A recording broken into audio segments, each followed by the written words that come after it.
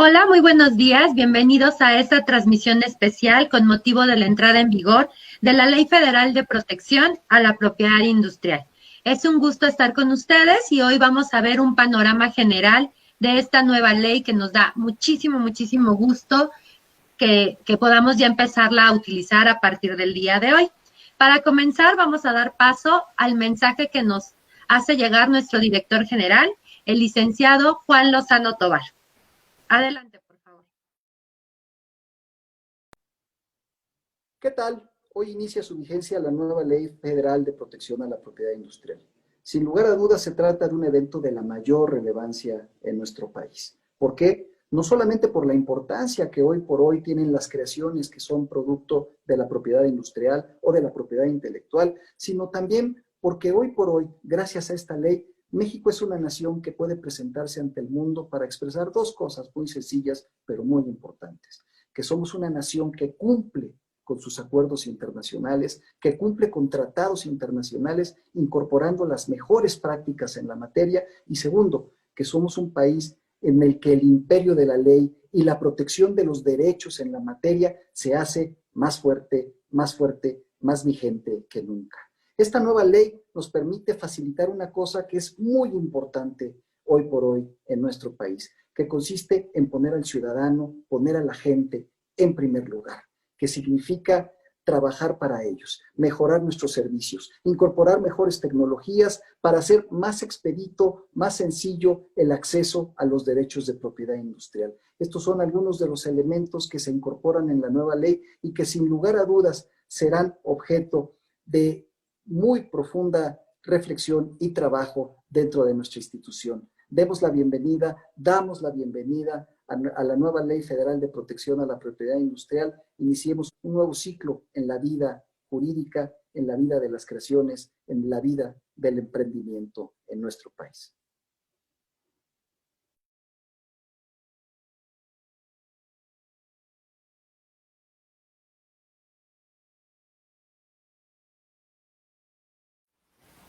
Agradecemos mucho las palabras del director general del Instituto Mexicano de la Propiedad Industrial. Y ahora va a estar con nosotros la licenciada Samantha Andrade. Ella es la subdirectora divisional de Legislación y Consulta para darnos muestra del panorama general de esta ley que hoy entra en vigor. Adelante, Sam, voy a compartir tu presentación. Muchas gracias, Arlene, por la introducción. Buenos días a todos ustedes, gracias por acompañarnos. El día de hoy, como ya les han anunciado, nuestra conversación va a girar en torno a la Ley Federal de Protección a la Propiedad Industrial. La intención es darles un panorama general sobre su contenido, lo cual va a resultar bastante ambicioso realizarlo en una hora, que aproximadamente durará esta transmisión. Y para ello, pues vamos a analizar la estructura de los títulos y destacar los aspectos más relevantes de cada uno de ellos. Para empezar, por favor, vamos a dar algunos comentarios generales sobre la ley. Esta ley tiene origen en 4 iniciativas del Senado de la República y una minuta de la Cámara de Diputados. Fue aprobada como parte de del paquete TEMEC, así se le denominó al conjunto de leyes que fueron votadas por nuestro Congreso en el periodo extraordinario que se abrió en el mes de junio, para dar cumplimiento a los compromisos que se desprenden de este tratado. Sin embargo, es importante destacar que esta ley fue presentada con antelación a las otras que fueron aprobadas, por lo que su etapa de discusión y de integración y enriquecimiento fue muchísimo más amplia que las de la infraestructura de la calidad o el Código Penal Federal, la Ley de Derechos de Autor. Es importante para todos ustedes que están con nosotros, nos acompañan, los que están interesados en conocer el proceso legislativo de esta ley, decirles que el mismo se encuentra disponible de manera pública y ustedes pueden acceder tanto a la Gaceta del Senado de la República como a la parlamentaria de la Cámara de Diputados para conocer cómo se fue desarrollando todo este proceso de aprobación de la ley. Esta fue votada en la Cámara de Senadores el 29 de junio y aprobada en la Cámara de Diputados el 30 de junio para ser promulgada el 1 de julio, justo en la fecha en que entrara en vigor el TEMEC. y ustedes también pueden consultar en la edición vespertina del Diario Oficial de la Federación el texto completo del mismo. Conforme al decreto, su primer artículo transitorio señalaba que la ley entraría en vigor a los 90 días hábiles siguientes a su publicación y justamente es el día de hoy, el 5 de noviembre. Bien, ¿por qué la ley cambia de nombre? Bueno, cambia de nombre para distinguir entre una ley abrogada y la nueva ley. Originalmente estas iniciativas que se presentaron en el Congreso se referían a la ley de la propiedad industrial, sin embargo, dado que todo su contenido cambió de numeración y ciertamente de estructura, se consideró oportuno por los legisladores modificar su denominación para distinguir, digamos, una etapa de la subsecuente y que no hubiera confusión. Ahora, ¿por qué se le agregó la palabra federal? Porque la ley de la propiedad industrial, tanto la anterior como la nueva ley, son materia federal. Es una materia reservada a la federación conforme a dos bases constitucionales, una para el Congreso, que es el artículo 73, fracción 29, inciso F, y el artículo 89, fracción 15, que corresponde a las facultades del Ejecutivo Federal, en donde se prevé que a él le corresponde el otorgar los privilegios a los inventores y perfeccionadores de nuevos productos en el mercado, nuevas ideas. Se le agregó la palabra protección pues para distinguirla del texto que se estaba abrogando. En este caso es importante hacerles notar que ya ha habido legislación en México en la cual se le ha agregado la palabra protección a estas normas, y también a nivel internacional el convenio macro que protege a la propiedad industrial, que es el convenio de París, también es el convenio para la protección de la propiedad industrial. Avanzamos, por favor. Bien, la entrada en vigor de la ley obviamente significa muchas cosas. Una, que la ley de la propiedad industrial propiamente caerá en desuso para nuevos trámites, pero también implica que el instituto va a modificar la forma de analizar, dictaminar y fundamentar los distintos actos que emite. También va a motivar la revisión del resto de su marco legal para efectuar los ajustes normativos necesarios para implementar la ley. Por ejemplo, el día de hoy, a los que hayan consultado el Diario Oficial de la Federación podrán ver que ya se publicaron modificaciones al acuerdo de plazos máximos de respuesta del instituto a sus diversos trámites, justamente para ajustar su contenido a la nueva ley y a las modificaciones que trae con ella, y también un nuevo acuerdo delegatorio de facultades que se ajusta precisamente a todas las facultades que el instituto tiene y se les dota las medidas administrativas de su estructura vigente. Sin embargo, esta situación de la entrada en vigor también obliga a que tanto usuarios como servidores públicos trabajemos con dos leyes distintas durante algún tiempo. ¿Por qué va a suceder esto? Porque si bien la ley de la propiedad industrial, avanzamos por favor, si bien la ley de la propiedad industrial va a quedar abrogada a partir de esta fecha y ya no se va a poder aplicar a nuevos trámites, sí va a continuar aplicándose a lo que ya se encuentra presentado, es decir, a las solicitudes en trámite de cualquier naturaleza, sean de solicitudes de patentes o sean de registros, inscripciones de licencias, procedimientos de declaración administrativa, declaraciones generales de protección a denominaciones de origen. Todas estas van a tener que llevar su trámite conforme a las disposiciones vigentes al momento de su presentación hasta su conclusión. Entonces, si ustedes tienen un trámite presentado al instituto que ya tiene un número de expediente y se encuentra abierto, hasta que no tengan su resolución de hacer otorgamiento negativa, seguirá rigiéndose por esta ley de la propiedad industrial. Igualmente, en el caso de las multas que han sido impuestas antes de la entrada en vigor de esta ley, se regirán por las disposiciones vigentes en su momento en el momento de su determinación. Esto es relevante porque el instituto adquiere una serie de facultades en materia de multas y créditos fiscales que sí marcan un antes y un después de lo que se ha impuesto como sanción. Igualmente, en el caso de los delitos cometidos durante la vigencia de la ley de la propiedad industrial, sin perjuicio de lo que disponga el Código Penal Federal, continuará aplicándose la ley de la propiedad industrial. Por ejemplo, en este sentido, en el caso de los delitos, las sanciones económicas que se imponen se ven modificadas con la nueva ley. Sin embargo, esto no va a tener impacto en lo que ya está integrado en carpetas o incluso en las condenas que se han dictado. Siguiente, por favor.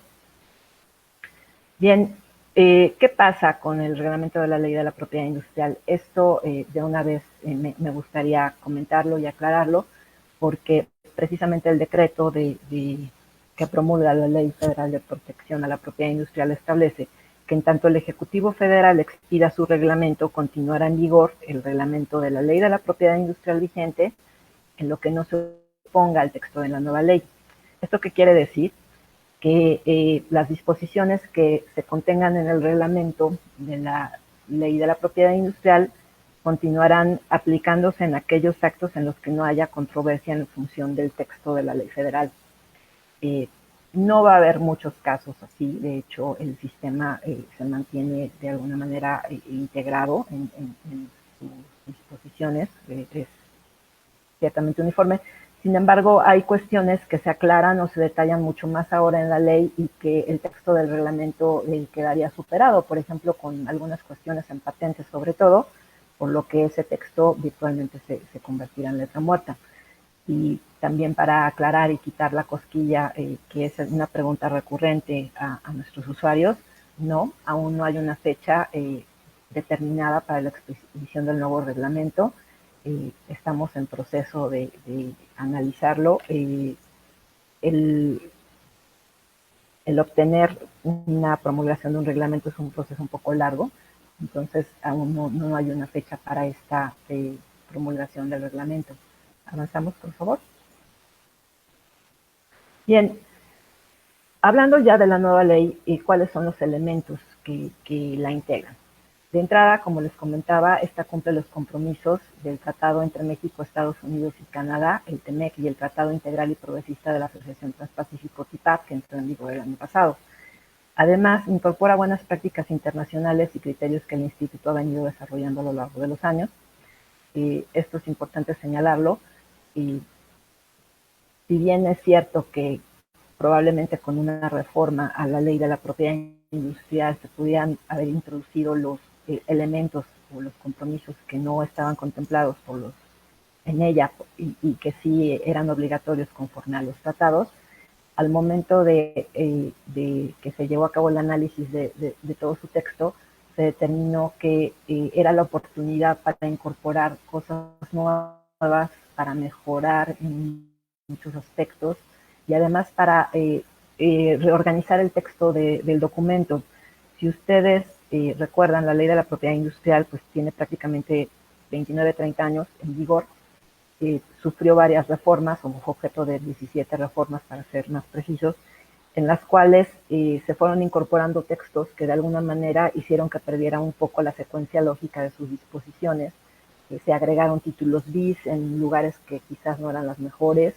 Se hizo de alguna manera, se introdujeron reglas generales en títulos que correspondían exclusivamente a otros procedimientos. Entonces, esta situación de dar cumplimiento a los compromisos de los tratados brindó la oportunidad de mejorar el sistema y proporcionar orden y secuencia lógica a las disposiciones de la ley. Por ejemplo, también hubo mejoras en cuanto a los requisitos de las solicitudes. Si ustedes recuerdan, precisamente uno de los temas es que habría que consultar ley, reglamento y formatos para poder ver cuáles eran todos los requisitos de las solicitudes a cubrir, y en este caso la ley está siendo muchísimo más precisa en cuanto a los requisitos que se deben acompañar desde el inicio de la solicitud.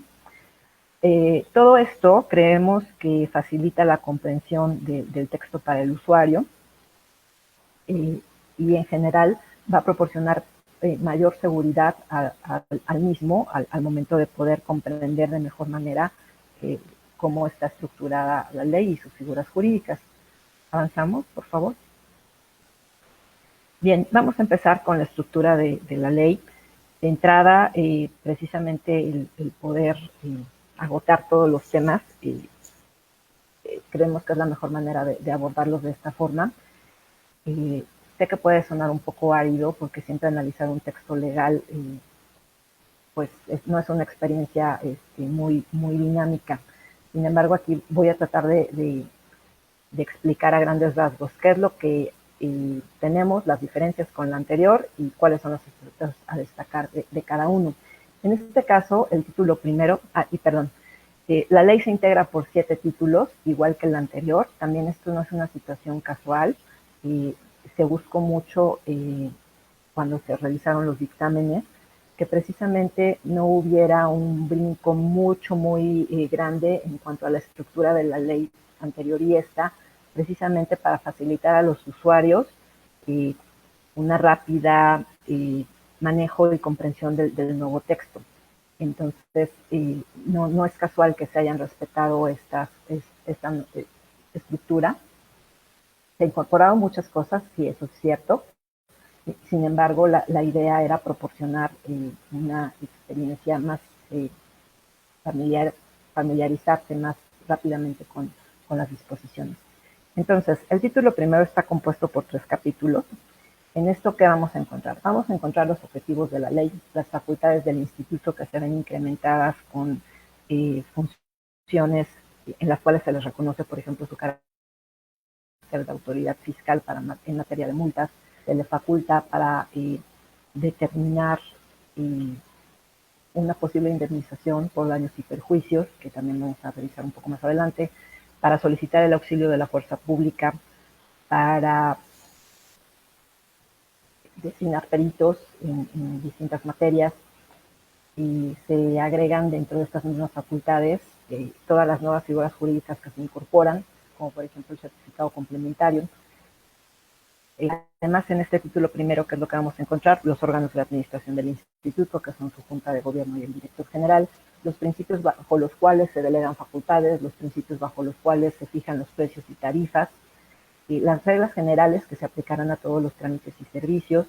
Si ustedes recuerdan, en el título sexto de la Ley de la Propiedad Industrial, se establecían, por ejemplo, que todas las solicitudes debían estar en idioma español, acompañadas del comprobante de pago, las reglas generales que todos tenían que cubrir. Sin embargo, el título sexto se refería a los procedimientos administrativos, y en algunos casos hubo cierta duda sobre la interpretación de que si esas reglas aplicarían a los trámites que estaban en el título segundo, tercero y cuarto, o si solamente se referirían a los que estaban contemplados en el sexto. Entonces, para eliminar esas posibles dudas sobre la interpretación, todas las reglas generales están en el título primero y queda claro que aplican a todas las figuras jurídicas que se contemplan en la ley. También en este título lo que vamos a encontrar son las características de la Gaceta de la Propiedad Industrial y los avisos informativos. Nuestra Gaceta de la Propiedad Industrial, ustedes lo saben, se difunde de manera electrónica. Esto quiere decir que se publica en nuestro portal de internet. Ya no existe una gaceta física, entonces su consulta o el revisar qué es lo que se ha publicado en ella, pues puede resultar ciertamente complejo por momentos si no se da un seguimiento adecuado. Entonces, ¿qué es lo que se prevé en la ley? El establecer un aviso informativo para las publicaciones que se lleven a cabo en la Gaceta. Llegarán a su correo electrónico un aviso de lo que será publicado. Sin embargo, este aviso tiene un efecto meramente informativo. La publicación que surte efectos es la que lleva a cabo la Gaceta de la Propiedad Industrial. También, en este caso, se agregó un capítulo para la representación y para el Registro General de Poderes, en los cuales se dan las reglas generales para acreditamiento de la personalidad de los representantes.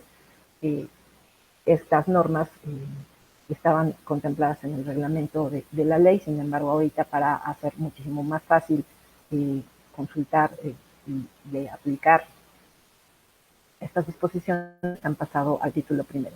Avanzamos, por favor. Bien, ¿cuáles son los aspectos a destacar de este título primero, además de los comentados? Primero, que el correo electrónico se vuelve obligatorio. Ya forma parte de los requisitos de las solicitudes. Son importantes por el tema de los avisos informativos. También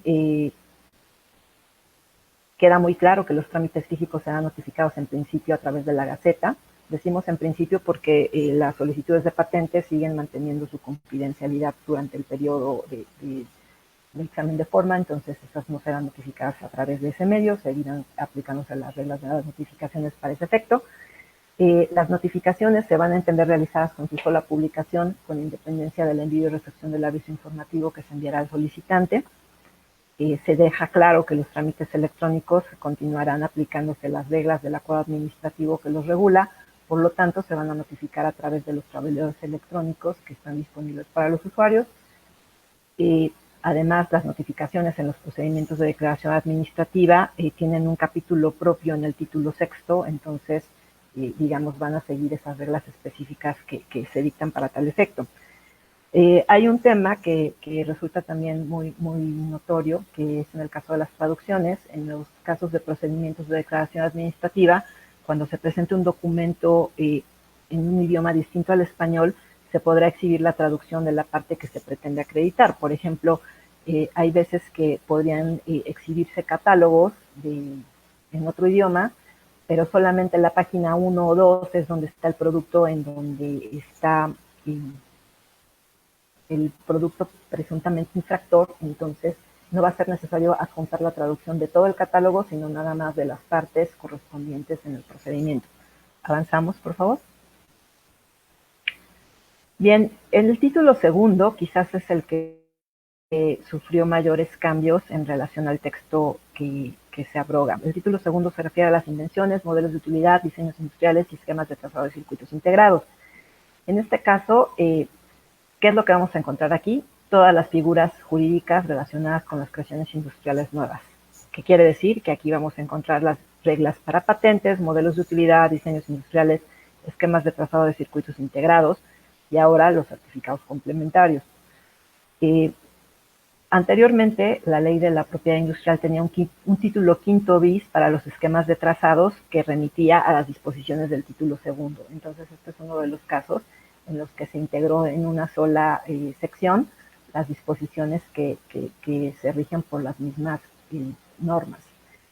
En este título segundo, ¿qué más vamos a encontrar? Se incorporan definiciones legales nuevas. Por ejemplo, se establece lo que se entenderá como unidad de invención, unidad de diseño, se define qué es una reivindicación dependiente, qué es una reivindicación independiente. Se crean también una definición para las características técnicas esenciales de la invención.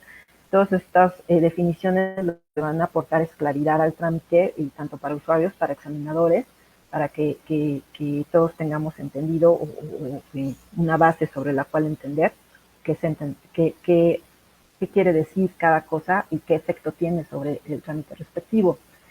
Además, se establecen requisitos específicos conforme a las figuras jurídicas. Si ustedes recuerdan, en la ley anterior se aplicaban mutatis mutandi, en lo que resulta aplicable las normas de patentes sobre modelos de utilidad y diseños industriales y esquemas de trazado. ¿Qué es lo que pasa? Que no son figuras afines, pero no son figuras idénticas. Entonces, patentes y modelos de utilidad guardan cierta uniformidad en cuanto a su trámite, en cuanto a su esencia. Sin embargo, en el caso de los diseños industriales, no son tan similares, se protegen cosas distintas. Entonces, en el capítulo respectivo de diseños industriales se hizo un esfuerzo para clarificar las diferencias entre figuras jurídicas para establecer cuáles serían los requisitos específicos a aplicar, cómo se tienen que presentar, por ejemplo, las representaciones del diseño industrial, que son básicamente lo que dicta la protección en estos casos, que es distinto a como se da en el caso de las patentes, en donde las reivindicaciones tienen que estar redactadas de una forma diferente. En este caso, las imágenes, las fotografías, son las que nos van a determinar el alcance del derecho. También se establecen la vigencia para cada uno de ellos. En este caso es muy relevante las modificaciones que ocurren en el caso de modelos de utilidad y también la inclusión de la figura del certificado complementario, de la cual hablaremos en unos minutos. En este título segundo también se definen las etapas del trámite. Aquí se sigue manteniendo el esquema de examen de forma y examen de fondo. Y se establece como a través de la figura de certificado complementario la posibilidad de compensar retrasos irrazonables en el trámite. ¿Esto qué quiere decir? Que si ocurren una serie determinada de condiciones que se presentan durante este y que el trámite se retrasa por más de 5 años, el solicitante puede solicitar una compensación en relación a la vigencia de la patente. No propiamente es una extensión de la vigencia, sino una compensación sobre esta. Además, en este título se incorporan nuevos procedimientos, y como serían la renuncia, rectificación y limitación de derechos, que van a tener por objeto el normar cómo se van a hacer modificaciones a los títulos ya expedidos. Esto es relevante porque no existían normas en la ley previa conforme a las cuales un solicitante pudiera presentar una ley cuando existen procedimientos de declaración administrativa. Ahora también hay nuevas causales de nulidad para las figuras jurídicas que están determinadas precisamente por cada una de estas, por sus características. Entonces ya no hay un solo artículo que se refiere a las causales de nulidad, sino que ahora ya hay uno por cada una de las figuras jurídicas, para patentes, para modelos de utilidad, para diseños industriales. Avanzamos, por favor. Bien.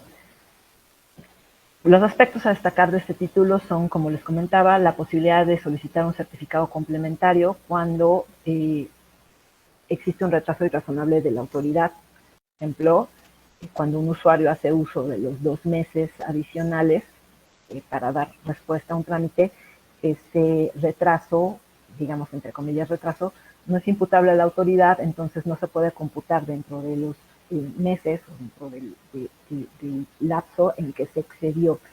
Estos retrasos irrazonables se tienen que analizar a la luz del acuerdo de plazos máximos de respuesta del instituto y, por ejemplo, esta figura jurídica se incluyó en la ley precisamente porque deriva de uno de los compromisos de TEMEC. Además, el nuevo texto de la ley va a facilitar el reconocimiento de los derechos de prioridad y en este caso se va a impulsar un servicio que recientemente ha entrado en vigor en México, que es el servicio de acceso digital a los documentos de prioridad de la OMPI. Justamente la ley permite que el director general pueda expedir normas o reglas para establecer en qué casos no será necesario exhibir físicamente el documento de prioridad, como es el caso de este servicio DAS. Ahora, también hay algo que es muy importante, se introduce dentro de la ley la obligación del instituto de velar por el dominio público e impedir el doble patentamiento de una misma invención. Esto es, digamos, novedoso porque no se contemplaba en la anterior y es muy importante porque justamente de lo que se trata el sistema de propiedad industrial es de buscar un equilibrio entre los titulares de un derecho y la sociedad en general.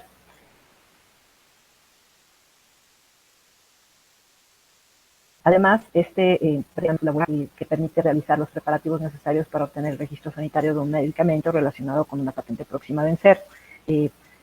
A lo largo de los años, se había interpretado que la fracción primera del artículo 22 de la Ley de la Propiedad Industrial cubría a la cláusula volar.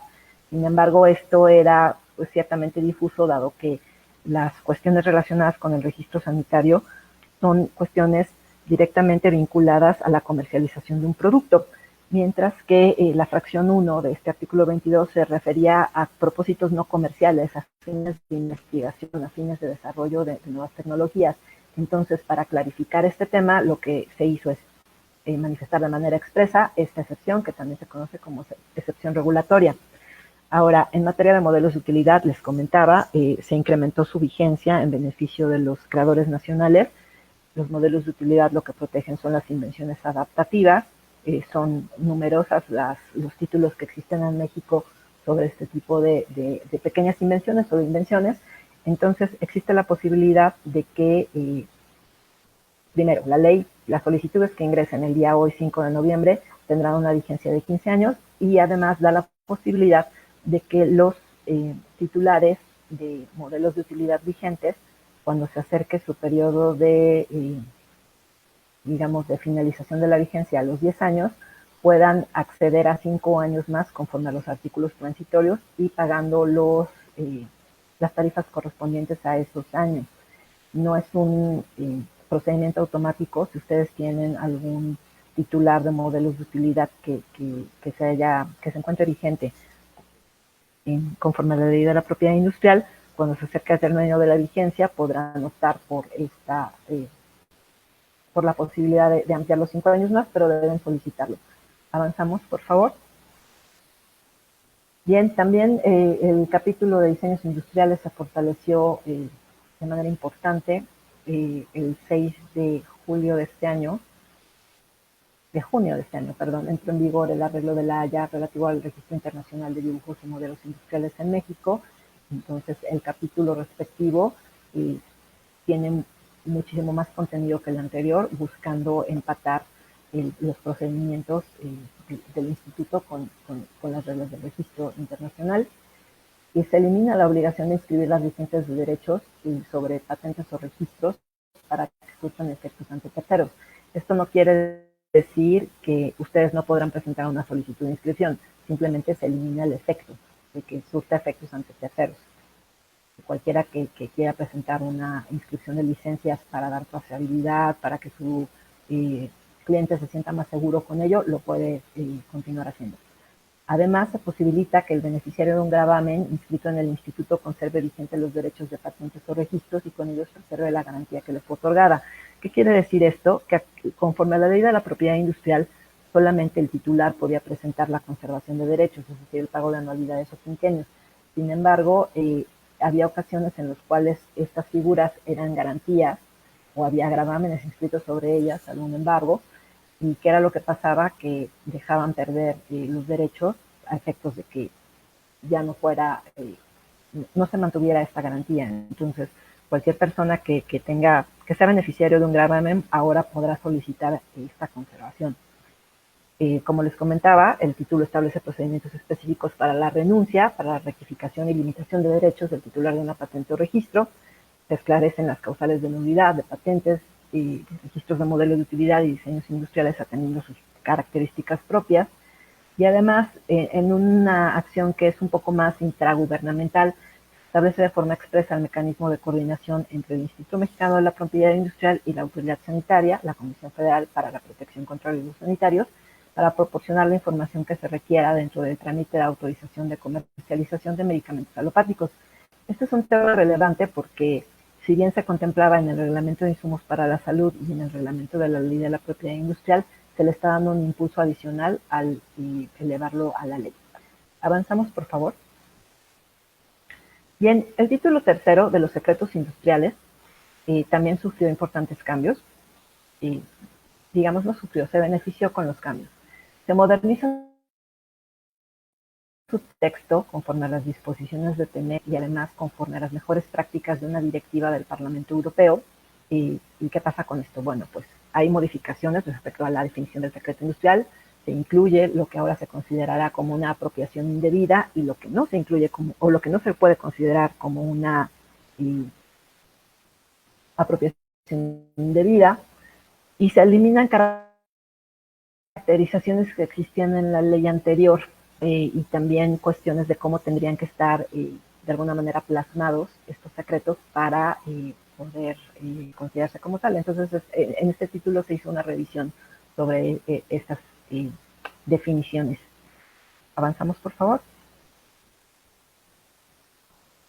Bien, como parte de lo que no se considera apropiación indebida, y esto es importante porque cuando llegaban asuntos al Ministerio Público o a un juez federal, no había forma de que él tuviera elementos para analizar qué podría considerarse como una violación a un secreto o no.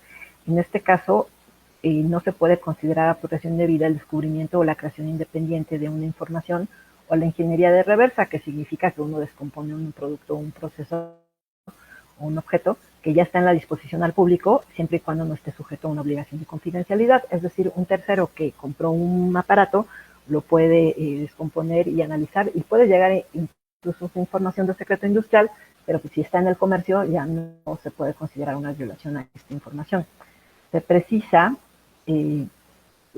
la responsabilidad de las personas que tienen acceso a secretos industriales en procedimientos judiciales o administrativos. Entonces, en este caso, cualquier persona que esté relacionada con el proceso, que intervenga en él, tiene esta obligación de preservar la confidencialidad del secreto industrial incluso si tiene acceso a documentos que forman parte del mismo. Entonces esto incluso podría ser hasta la secretaria y el archivista que tuviera acceso a esa información.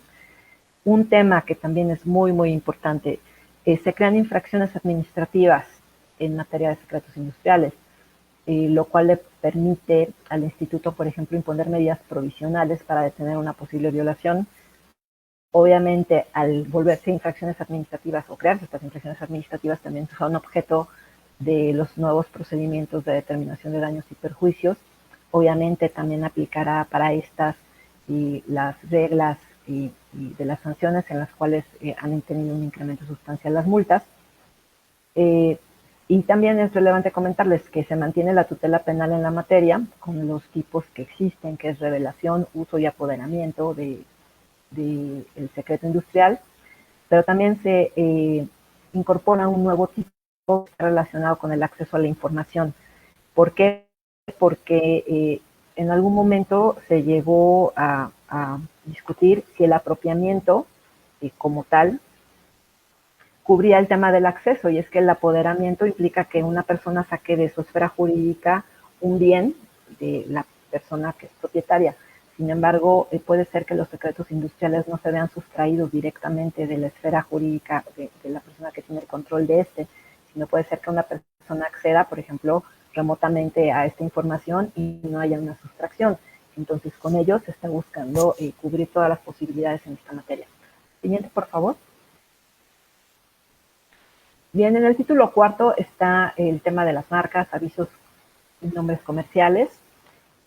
Este título, en lo que se ve, digamos, modificado es que se incorpora ya como en una numeración consecutiva las marcas notoriamente conocidas y famosas. Antes eran el capítulo 2 bis y eso tenía un componente de que se repetía numeración y estaba calificada por bis, ter, quater, etcétera. Entonces ahorita la estructura del artículo ya tiene una numeración corrida. ¿Qué vamos a encontrar aquí? Vamos a encontrar todas las definiciones legales correspondientes a estas figuras jurídicas. Establecen requisitos específicos también acordes. Se establece el tema de la vigencia de los derechos, las etapas del trámite. Aquí es muy relevante que en marcas se va a tratar de un examen único. Ya no se va a dividir en examen de forma y examen de fondo. Entonces, se trata de una sola etapa de examinación en la cual también queda comprendida lo que se llegará a presentar para acelerar el trámite. Es que se ha tomado esta decisión de incorporarlo en un solo examen. Además, se establecen claramente las cuestiones de nulidad y caducidad parcial respecto de los productos o servicios que protege un título. En el caso de que se llegara a decretar una nulidad o caducidad parcial, y se tomará nota y será constar en el título respectivo sobre qué productos o servicios han sido declarados nulos o caducos. Siguiente, por favor.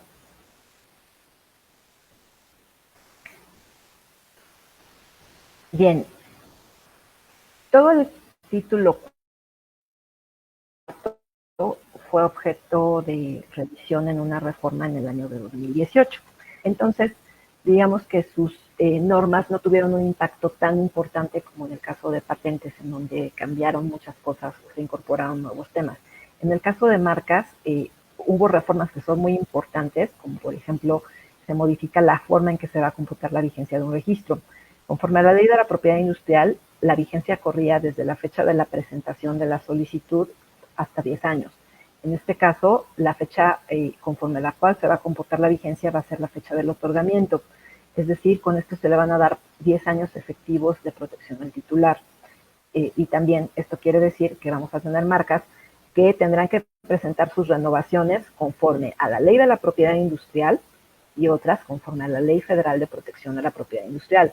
Entonces, esto es un punto que tienen que tomar en cuenta. Las renovaciones de las marcas dictadas conforme a la ley anterior, pues tendrán que tener este esquema que se cuenta a partir de su fecha de presentación, más bien que se determinó a partir de su fecha de presentación sus 10 años, y si fue otorgada el 4 de noviembre del 2020, y su vigencia de 10 años corresponderá al 4 de noviembre de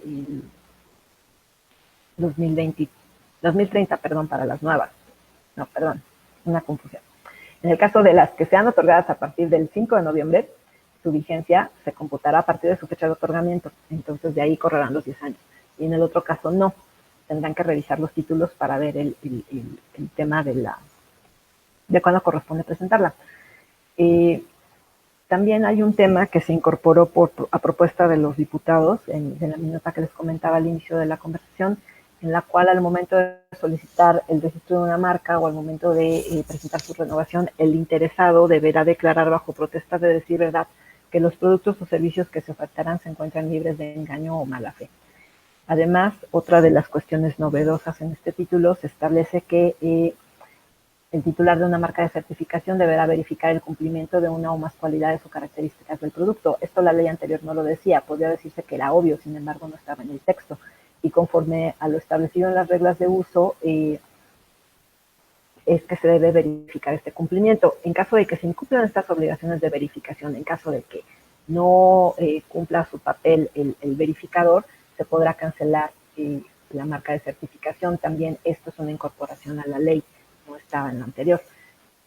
La siguiente, por favor. Bien, también se reducen los requisitos para reconocer una marca como notoriamente conocida o famosa. Se elimina igualmente la obligación de inscribir las licencias de derechos para que surtan efectos ante terceros. Esta disposición es también un compromiso TEMEC e igualmente que en el caso de las patentes se posibilita que el beneficiario de un gravamen inscrito en el instituto conserve vigente los derechos del registro y con ello preserve su garantía. La siguiente, por favor. Un tema relevante que no está en el texto de la ley, sino en los transitorios, particularmente en su artículo 11, es el tema relacionado con las declaraciones de uso y las renovaciones. En este caso, el transitorio establece tres supuestos muy claros, en el cual señala que los registros otorgados conforme a la Ley Federal de Protección a la Propiedad Industrial deberán de presentar la declaración de uso real y efectivo a los 3 años de haberse otorgado el registro y en su oportunidad al renovar el título. En el caso de los registros otorgados a partir del 10 de agosto del 2018, deberán presentar la declaración de uso real y efectivo a los 3 años de su otorgamiento, que justamente ya ocurren dentro de la vigencia de esta ley, de la Ley Federal de Protección a la Propiedad Industrial, y en su oportunidad al renovar el título. Y también se deja muy claro que los registros otorgados antes del 10 de agosto de 2018 deberán renovar el título conforme a la Ley de Protección a la Propiedad Industrial y se encuentran exceptuados de la declaración de uso. Entonces, para todos ustedes que tengan títulos concedidos conforme a estas etapas que marca el transitorio, les recomiendo que revisen el contenido porque sí es relevante para efectos de los trámites que tienen que presentar. Sobre todo porque si no se presentan las declaraciones de uso, se puede caducar el registro de la marca. La siguiente, por favor. Bien, el título quinto de la ley tiene una situación similar al título cuarto en relación a que también fue objeto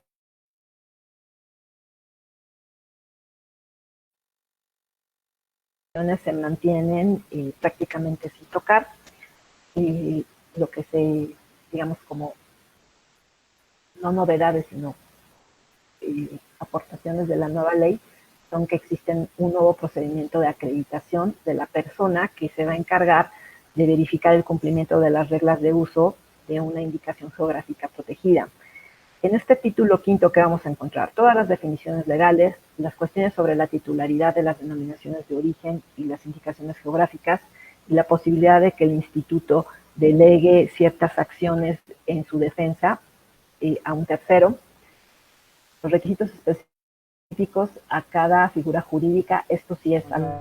Pero bueno, les decía que en la ley anterior los requisitos para las solicitudes de declaración administrativa y de las indicaciones geográficas estaban incluidos en un solo artículo, lo cual generaba cierta confusión con los usuarios, porque en algunos casos pensaban que se tenía que cubrir todo y no es posible cubrir todo en el caso, por ejemplo, de una indicación geográfica, porque podría ser que no estuvieran sujetas a normas oficiales mexicanas en función del tipo de producto que se trata de proteger. Entonces, precisamente por esta razón se clarifican las cuestiones relativas a las reglas de uso, a los requisitos específicos, y se establece una figura que es la de la persona que estará acreditada para verificar su cumplimiento, porque precisamente puede ser que no haya un consejo regulador o una entidad de acreditación avalado por una norma oficial que vea por el cumplimiento de la indicación geográfica. Entonces, en estos casos, lo que va a hacerse es un procedimiento ante el instituto en el cual se acreditará a una persona que tiene que ser propuesta al inicio de la solicitud de protección de la indicación geográfica, y una vez que se haya determinado otorgar su protección, se detonará el procedimiento para su acreditación ante el instituto. También se establecen cuáles serían las causales para la cancelación de esa acreditación.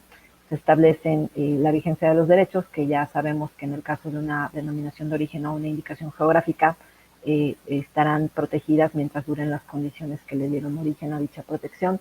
Se prevén las etapas del trámite. Y digamos, en este caso no ha habido tantos cambios en relación a cómo debe llevarse a cabo la tramitación de una declaración general de protección para denominación de origen o indicación geográfica. La siguiente, por favor.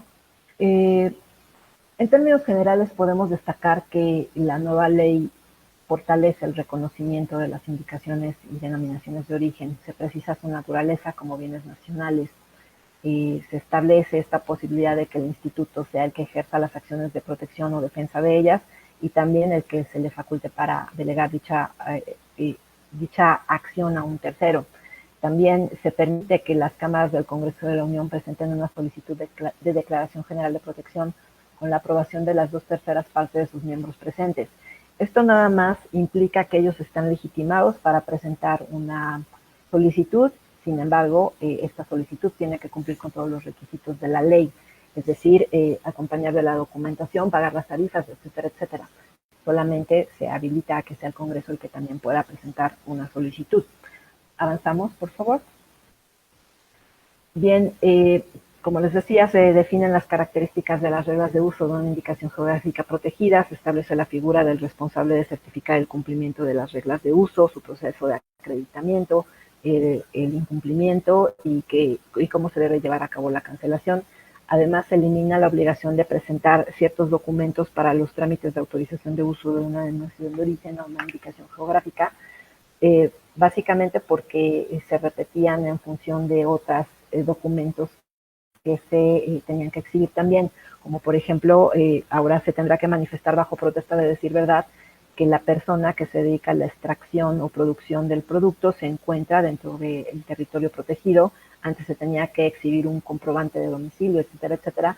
Sin embargo, también estas cuestiones del cumplimiento estaban avaladas por los certificados expedidos por los consejos reguladores o las entidades de acreditación. Entonces, esos requisitos se eliminan. Y es que uno de los ejes sobre los cuales versó la nueva ley es justamente la de la simplificación administrativa. Entonces, habrá trámites en los cuales ustedes vean que se reducen los requisitos para solicitar el trámite o servicio en particular. La siguiente, por favor. Bien, en el título sexto de la ley tenemos a los procedimientos de declaración administrativa. En este caso se adicionan 2 capítulos, el propiamente de las notificaciones que les comentaba al inicio de la conversación, en la cual pues establecen en qué supuestos y bajo qué parámetros se van a notificar los actos relacionados con procedimientos contenciosos, además de que se incluye un capítulo propio para la conciliación como medio alternativo de solución de controversias, lo cual también es una de las aportaciones más relevantes de la ley.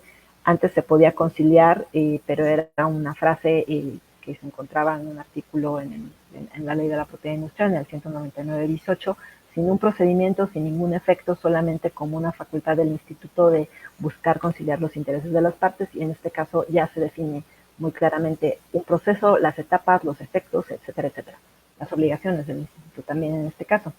¿Qué vamos a encontrar en este título sexto? Todos los requisitos de la solicitud de declaración administrativa, que básicamente siguen siendo los mismos, sin embargo también se adicionan las cuestiones relativas a los correos electrónicos y elementos para que se pueda ubicar a una persona que pudiera estar efectuando alguna violación en un medio digital.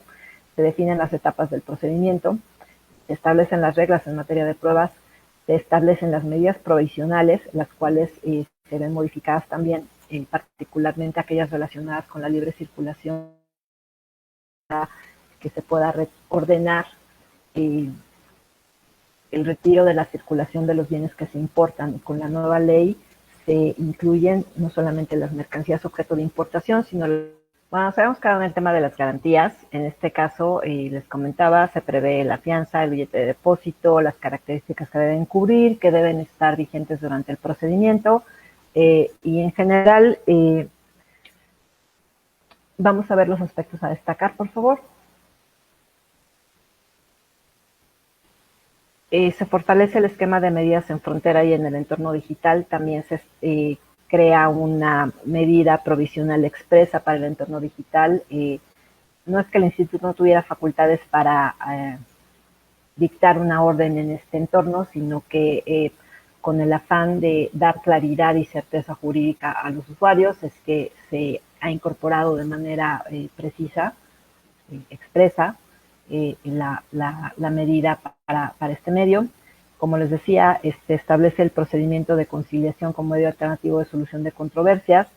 Se da una vez que se ha iniciado una solicitud de declaración administrativa, ¿sí? Se determinó que era la mejor manera porque de manera previa pues el instituto no tiene conocimiento de una posible infracción. Entonces va a ser una etapa dentro de ese procedimiento de solicitud. El convenio resultante podrá poner fin al procedimiento y va a tener el carácter de cosa juzgada y traerá aparejada ejecución. En este caso también es importante señalar que el instituto va a facilitar o coadyuvar que las partes lleguen a un acuerdo. Sin embargo, no podrá en ningún caso pronunciarse dentro de este procedimiento sobre el fondo del asunto. ¿Por qué? Porque precisamente al tratarse de una etapa, al momento en que si se llega a una conciliación y llegan a un acuerdo, magnífico, pero si no llegan a un acuerdo, si no quieren conciliar, tendremos que seguir con el procedimiento. Entonces, el instituto tiene que preservar su imparcialidad. Entonces, por eso existe esa obligación.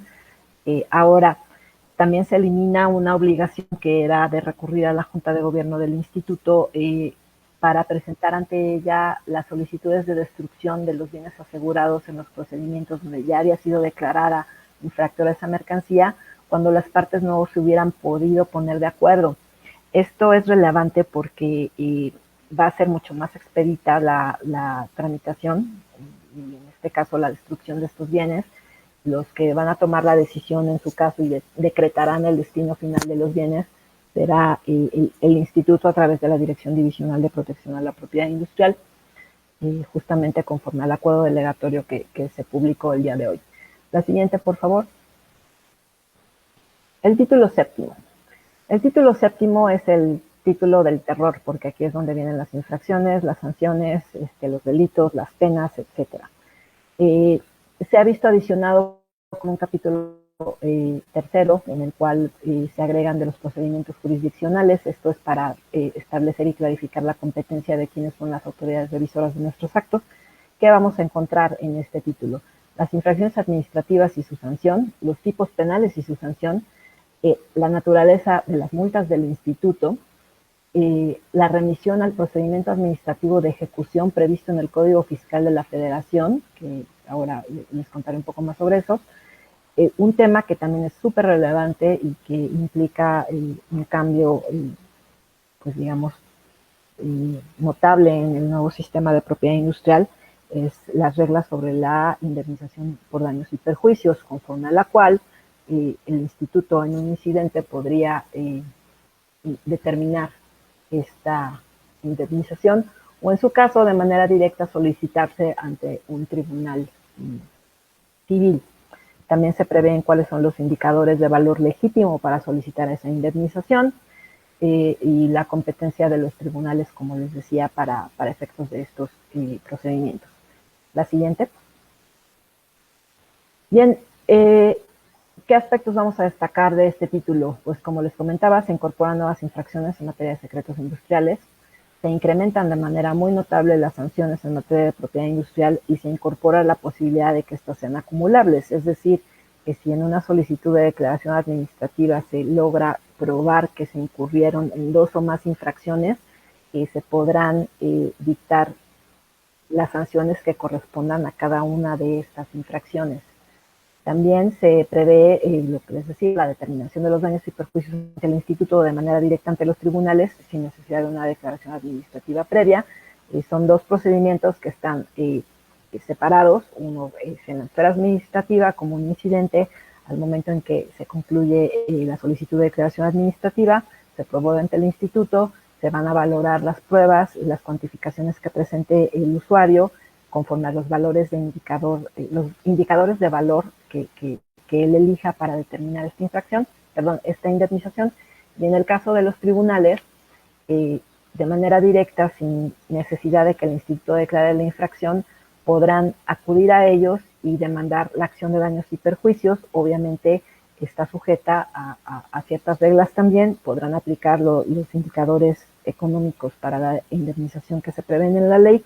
Sin embargo, cuando se ponga de alguna manera en duda la validez de un registro, el tribunal tendrá que suspender su procedimiento de daños y perjuicios y esperar a la resolución del instituto, que es la autoridad competente para determinar la validez de una patente o registro otorgado.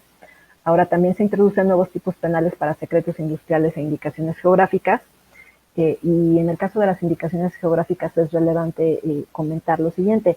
Había un delito en el cual estaba unido tanto la violación a la denominación de origen como la indicación geográfica. Sin embargo, en materia penal, como las personas que estén familiarizadas con sus principios, implica una aplicación estricta de la ley. Entonces, para mejorar la integración de estos tipos penales y las denuncias y fortalecer el sistema en esta materia, se decidió separarlos para que cada tipo cumpliera con sus elementos propios de cada figura jurídica. La siguiente, por favor. Además, también se incorpora una definición de lo que es la falsificación marcaria y cómo se deberá acreditar ante una denuncia penal.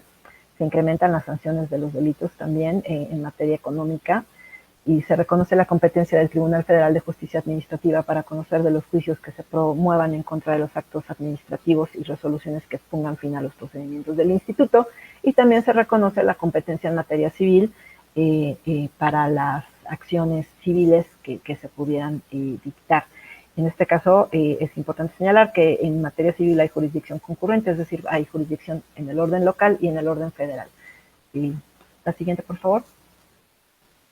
Bien, en el caso de las infracciones administrativas, esta lámina tiene por objeto que destacar el incremento. Del lado izquierdo ustedes verán que las multas que estuvieron vigentes hasta el día de ayer podían llegar hasta 20,000 unidades de medida de actualización. Esto en dinero, contante y sonante, aproximadamente a 1,737,000 pesos, mientras que con los cambios que trae la nueva ley, esta sanción se puede elevar hasta 250,000 UMAS por cada conducta que se actualice. En este caso, estamos cerca de los 22 millones de pesos. Además, las multas adicionales se incrementan al doble. La ley anterior preveía 500 UMAS, que ascendían aproximadamente a 43,000 pesos por cada día que persiste en infracción, mientras que la nueva ley se refiere a 1,000 UMAS, que ascienden a 86,880 pesos. Y la siguiente, por favor. Igualmente, se prevé la clausura temporal hasta por 90 días, la clausura definitiva.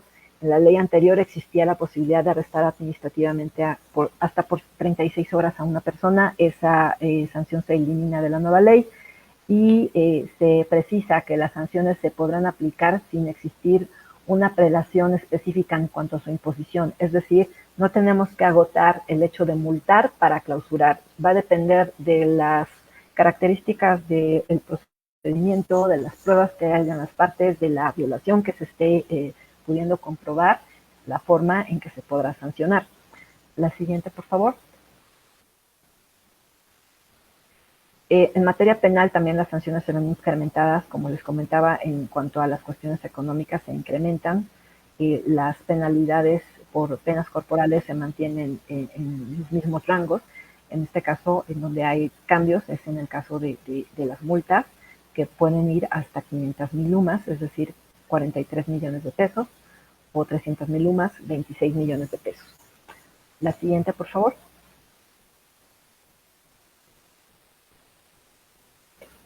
Bien.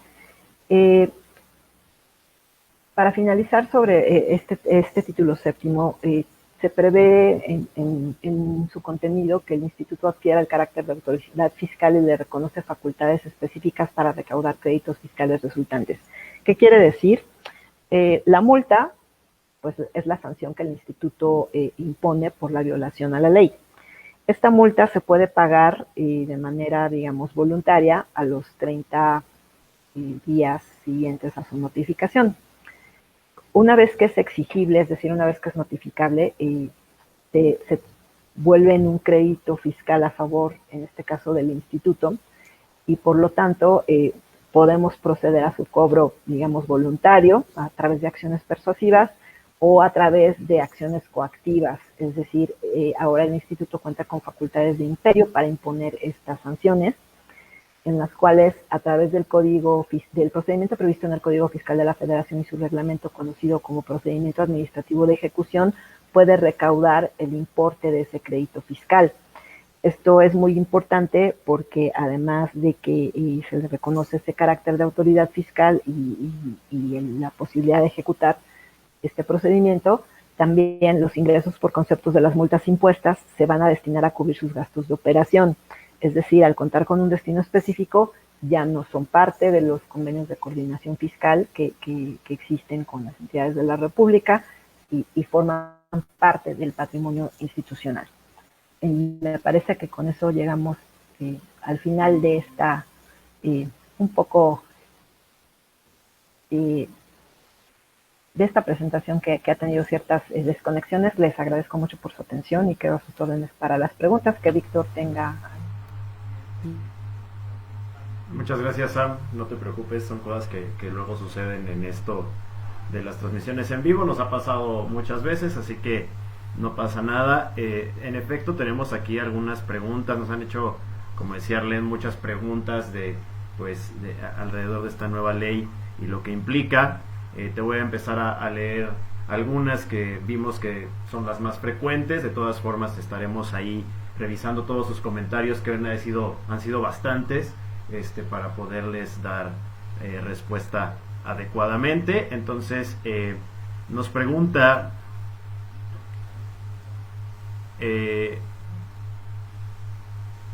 aquí está. Bueno, nos pregunta Jael Cleto. Primero nos saluda, te manda un saludo y nos dice: ¿habrá cambios en los formatos de las nuevas solicitudes de marca, renovaciones, etcétera?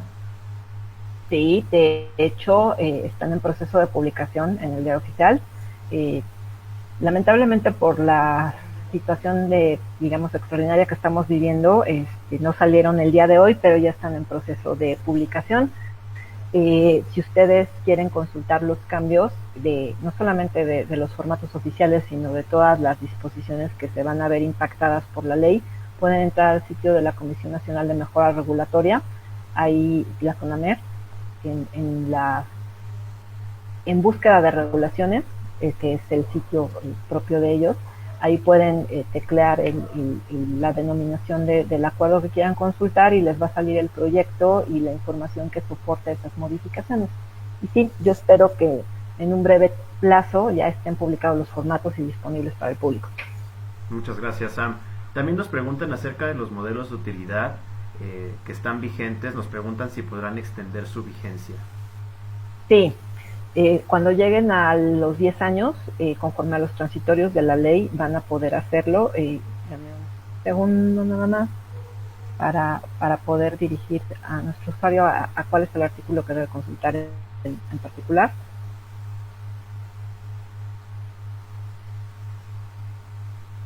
Esa pregunta, bueno, pues salió en varias ocasiones. Sigo revisando. Sí, es el octavo transitorio del decreto de expedición. Señala que los registros de modelos de utilidad al momento de la entrada en vigor del presente decreto podrán mantener su vigencia hasta un máximo de 15 años contados a partir de la fecha de presentación de su solicitud, debiendo presentar dentro de los 6 meses previos al término de la vigencia original de 10 años el pago por el concepto de quinquenio o anualidad en los términos que establezca el acuerdo de la tarifa. Entonces sí se pueden ver beneficiados de estos 15 años, pero no es automática. Tienen que solicitarlo y tienen que pagar las tarifas correspondientes. excelente. También ahí Arlene tiene una pregunta que ya detectamos. Adelante, Arlene, por favor. Hola Sam, muchas gracias. Nos pregunta aquí el usuario, déjame ir porque esto se me movió un poquito, que como las vamos detectando sobre Sí, sobre los comentarios. sobre el comentario, pues de pronto se nos pierde, pero ya está. Y aquí la tengo. Mira, nos pregunta Andrés de la Rosa, los oficios que fueron notificados antes de la entrada en vigor de la Ley Federal de la Protección a la Propiedad Industrial, así como los correspondientes a trámites iniciados antes del 5 de noviembre, ¿se deberán fundamentar en la nueva ley o se deberán fundamentar en la anterior? Se deberán fundamentar en la anterior. Y todos los trámites que se encuentren abiertos van a tener que ser dictaminados y concluidos conforme a la Ley de la Propiedad Industrial. Por eso les comentaba que tanto usuarios como servidores públicos vamos a tener que convivir con las dos normas durante un tiempo. Esperemos que no sea muy largo en algunos casos. Digo, en los trámites de marcas, probablemente en menos de un año ya tengamos, digamos, finalizada esta convivencia entre las dos normas. Obviamente, entre los trámites que son más largos, como de patentes, pues el tiempo será mayor, ¿no? Claro, gracias Sam por tu respuesta. También nos pregunta Rafael Amador, bueno, primero nos agradece por esta exposición, Sam, te agradece por compartirnos todo tu conocimiento, y nos pregunta si una marca está en el tiempo extraordinario de renovación en los 6 meses posteriores a que concluyó su vigencia y solicita la renovación a partir de hoy, ¿qué ley aplica? La ley de la propiedad industrial, o sea, la anterior. Perfecto. Pues espero que todavía esté Rafael con nosotros y haya escuchado la respuesta a su pregunta. Y bueno, por acá también muchas preguntas como que ahorita ya contestaste acerca de los formatos.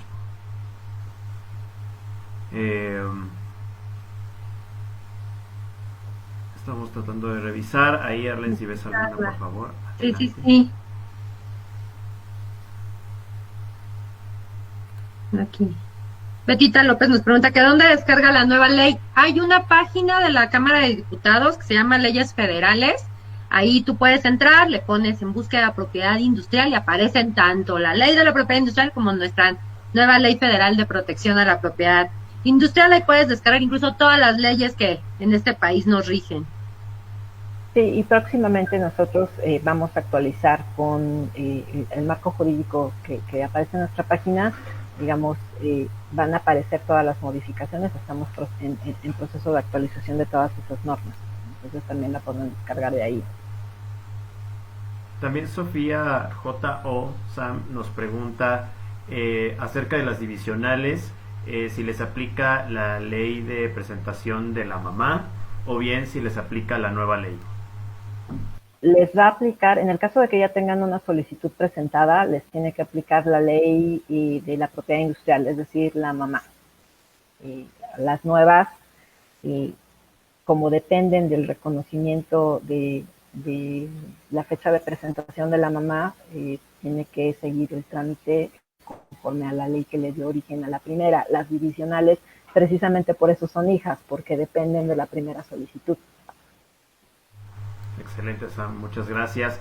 También César Sánchez Valderas nos pregunta cuáles son los nuevos plazos de contestación del INPI. Bueno, pues ahí podemos compartir también el enlace a la publicación en el diario oficial para que se puedan consultar pues todos estos plazos de respuesta.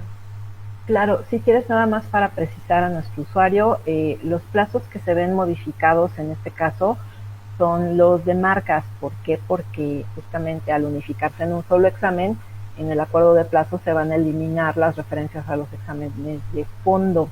Entonces, el plazo de primera respuesta original se mantiene, que si no me traiciona la memoria es de 4 meses, y lo que cambia en este caso es que ya no hay la siguiente etapa de examen de fondo con un plazo separado. Excelente, Sam, muchísimas gracias. Espero que quede. ¿Cómo es lo de la unificación de examen? Supongo que se refiere al tema de marcas. Sí, significa que ya no hay una división entre las dos etapas. O sea, tradicionalmente, bueno, conforme a la ley de la propiedad industrial que se abrogó, existía la etapa de examen de forma en la cual se hacía la verificación de todos estos requisitos formales, de que hubieras llenado correctamente la solicitud, etcétera, etcétera, los pagos.